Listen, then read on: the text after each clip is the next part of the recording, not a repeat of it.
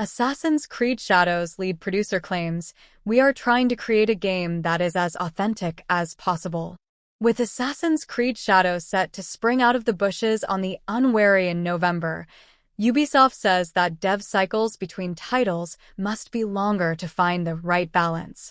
At 4 years in the oven, Shadows has had the most development time of any title in the series to date, including massive open-world epics Assassin's Creed Odyssey and Assassin's Creed Valhalla, and it seems that's the magic number. Lead producer Karl Onnée explains that you could put together an Assassin's Creed game quicker than the team managed to do with Shadows, but that wouldn't necessarily lead to a great game.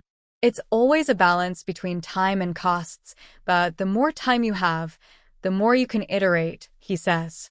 Yes, you can put more people on a project and do it in a shorter time, but that doesn't give you more time to iterate because it takes time to get the feedback from your players, your team, and then see what works and what doesn't, and how to improve it. For years, I think, is the right balance to go from conception to production and get the feedback necessary to adapt. Another reason for Assassin's Creed Shadows' lengthier development is the team's desire to create a game that is as authentic as possible.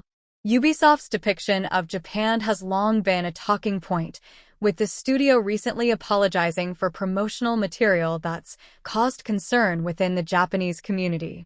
Speaking about the team's efforts to achieve authentic representation, though, Onnée says it's a matter of pride for the team and also a very long process to get it right.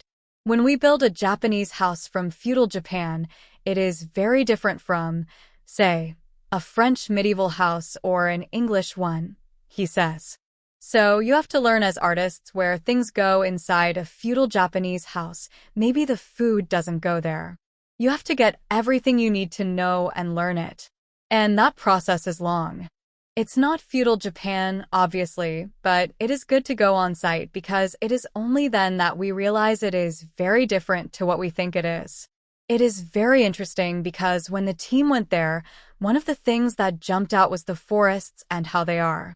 We had made some forests based on the Greece landscape for Odyssey, but when we went, we noticed it was very different to what we'd done, and we had to change it.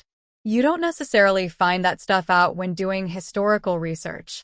These are some of the small things that are very important because you get a better sense of the dimensions of the building, of the culture, of monuments and shrines that are still standing today. It is important to represent all that correctly.